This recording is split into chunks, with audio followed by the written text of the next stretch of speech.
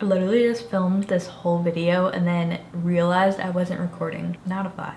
Hey everyone, welcome back to my channel. If you're new here, my name is Lindsay and today we're doing a 2020 foundation roundup. I'm going to do some speed reviews of every single foundation and base product that I tried in 2020. I really hope you find this video helpful, so please don't forget to give it a thumbs up and subscribe if you haven't already. Let's get into the video. First off is a foundation that launched at the beginning of 2020 in January. I was very excited about the launch because it was Bite Beauty's first complexion line. This is the Changemaker Supercharged Micellar foundation. I was obsessed for this for a while. I feel like it doesn't react well with my skin now. I don't really know what happened, but the finish, the look of this, the amount of coverage is just perfect for an everyday foundation in my opinion. It is like a satin dewy foundation, so on my skin, it would get pretty oily by the end of the day, but not anything that was like too oily to the point where I wouldn't want to wear it again. It still looked really natural and fresh. So although I don't use this one anymore because I found foundations that I love more than this one, but if you're looking for a natural everyday foundation that always looks like skin, I think this is a very solid pick. Another one that launched in the beginning of the year from Ilia, the Super Serum Skin Tint SPF 40. This I don't use anymore because I found something to replace it that I like better. I will mention that one next, but this I wasn't sure about in the beginning, and then the more I tried it, I don't know, I don't get it. It's super dewy, especially if you apply enough to be like actually the protective amount of sunscreen. It's just not a vibe. If you have oily skin, I mean, this stuff is dewy. If you have more very dry or mature skin, this might be a product for you, but for me it was a total pass. I wore this to the beach once and I even set it with powder and sand got stuck all over my face because it was so freaking dewy. I also feel like it clings a little bit to dryness, so the product that I think is a better option for a tinted sunscreen if you have normal combo oily skin or you just like a more satin finish is the Say Slip Cover Broad Spectrum SPF 35. I have this in my everyday makeup drawer. I reach for it a ton. I'm just running out the door. It has a really good solid amount of coverage just for being like a tint, and it adds a healthiness to your skin without being so oily and emollient and dewy that it slides off or makes you super oily throughout the day. It's very beautiful and it's my favorite like tinted on the go product for sure. Staying on the topic of tinted products, the last one I have here is the Cover FX Luminous Tinted Moisturizer. This is just like a glowy moisturizer with a hint of color to it, which to me is like pretty much useless. Like I probably use this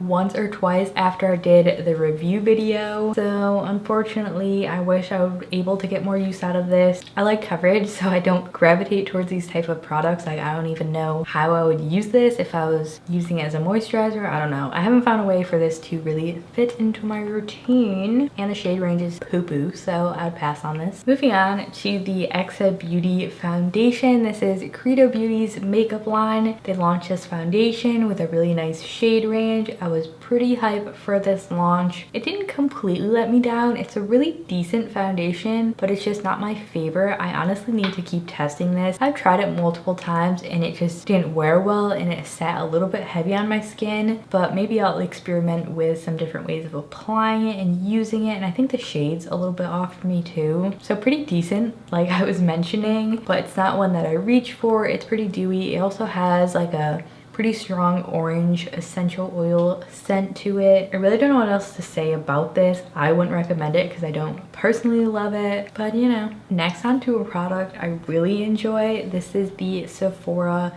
Clean Glowing Skin Foundation from Sephora's little clean affordable makeup line. Everything's under $20. I think this is right at $20. This is a lighter coverage foundation, which I usually do not prefer, so this surprised me. It just sits beautifully on the skin. It has lighter to light medium coverage. I don't really feel like you can build it up more than that. You just have to add concealer, but it just looks so skin-like, and it's great for every day if you just need one of those things, one of those products you can depend on to look good. I really recommend this one, especially for the price.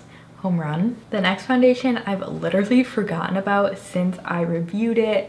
This is the Covergirl Clean Fresh Skin Milk. This is another one of those sheer products that does not look good on my skin, and I don't really understand how to use it. It's not for me. The Clean Glowing Skin Foundation, I feel like, is what this meant to be, but didn't quite get there. So if you like these types of products, just go with the Sephora one. It's way better. Moving along to two clean foundations I basically have the same opinion on. Starting with the Vapor Soft Focus Foundation. Very dewy, does not wear well, has mediocre light coverage. That's that. I don't know what else to say. This was a pass for me. I don't get the hype. Same with this one. It actually has more coverage than the Vapor one. I would say this is more medium coverage, but it's dewy. It clings onto texture and it does not wear well. It wears right off of my face, even set with powder. I was really hoping I would like these, but disappointing. A dewy foundation that I actually really enjoy is the Kjaer Weis, I don't know what this is called, just their new foundation. This looks absolutely freaking stunning. This is the most skin-like foundation I've ever tried. I wish it wore a little bit better on me. That would make it just like so amazing for me. Because it is on the dewier side, I feel like it wears off on my forehead, but it just looks stunning. It's like medium lighter coverage, can be built up, has a really beautiful like serum-y consistency that just feels beautiful on the skin and looks really nice. If you want like a more luxurious option, maybe go with this. I do want to complain about the packaging though for the price. It leaks out the side, and then also the dropper barely picks up any foundation. I've tried like all the tricks to get product out and it doesn't work, so I usually just pour it on the back of my hand. Other than that, I do like this. Another dewy product is the NYX Born to Glow foundation. Natural Radiant Foundation. You can pick this up at Target. Affordable, really beautiful dewy foundation that has like medium to full coverage, which I feel like is rare for a dewy finish. It's a tad too dewy for me. I don't know why I keep buying dewy foundations. I need to stop. But it's really nice if you like dewy finishes. Other than that, not my favorite. Moving along to like the very heavy duty full coverage, my type of vibe foundation. Starting with the most full coverage foundation I've ever tried in my life. Myrick's Vision Cream Cover. This isn't something I would recommend for every day. It's like a photography or videography or like special occasion type of foundation. Like the tiniest amount of this will cover your whole face. You can mix it, which is nice. It has a lot of coverage. I don't know how to explain it. Did I try this in my Myrick's video? I'm gonna have to do another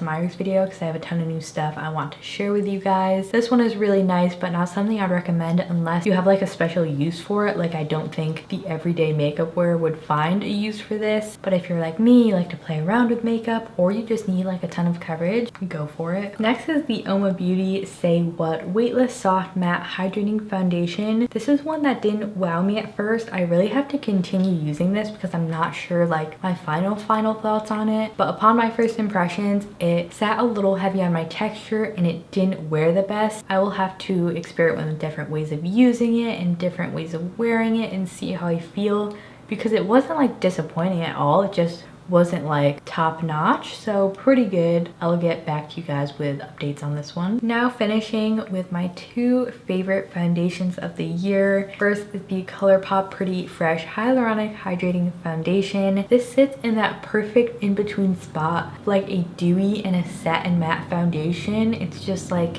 skin-like and it wears extremely well, has a beautiful amount of coverage. I have it on my skin now. On the day-to-day basis, I'm either wearing this or the other one I'm about to mention. For the price, I mean, this feels like a high-end foundation, but like for the price, it's such a steal. Try this out if you need a good foundation. I think it's amazing. I feel like any skin type could really use this. It doesn't get too oily and it's just my love. And lastly, the NYX Can't Stop Won't Stop Full Coverage Foundation. This is a matte foundation, but it does not look dry, it does not look cakey. It's extremely thin and full coverage. Like, this formula really amazes me. It has no scent to it. It reacts really well with my skin.